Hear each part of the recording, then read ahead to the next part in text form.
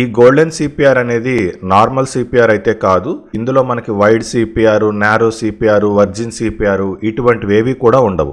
ఈ golden CPR అనేది మన golden ratio profile indicator settings లో ఇక్కడ మనకి గోల్డెన్ సిపిఆర్ అనే ఆప్షన్ ఉంటుంది. దీన్ని ఎనేబుల్ చేసుకుంటే ఆటోమేటిక్ గా వస్తుంది. దీన్ని మనం టైం ఫ్రేమ్ మనకు నచ్చిన టైం ఫ్రేమ్ లో పెట్టొచ్చు.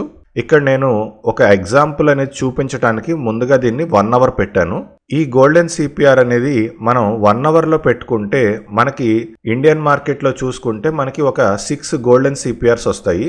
అదే మనం ఇంటర్నేషనల్ మార్కెట్ పెట్టుకుంటే 23 గోల్డెన్ సిపిఆర్స్ వస్తాయి.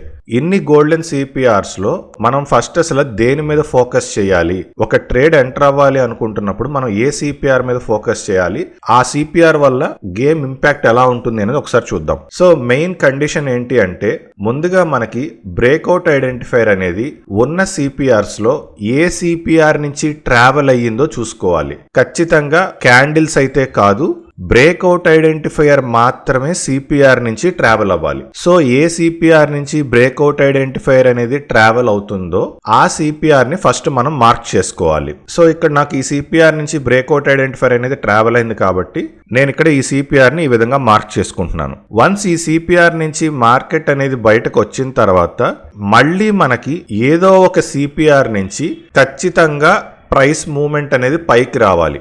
అప్పటి వరకు కూడా ప్రైస్ మూవ్మెంట్ కంప్లీట్ గా కిందకే ఉంటుంది. సో ఇప్పుడు నాకు ప్రైస్ మూవ్మెంట్ అనేది కొంచెం ఇక్కడ పైకి వచ్చినా గానీ ఏ సిపిఆర్ నుంచి అయితే ట్రావెల్ అయిందో ఆ బాక్స్ నేను డ్రా చేస్తే కరెక్ట్ గా ప్రైస్ అక్కడే రెస్పెక్ట్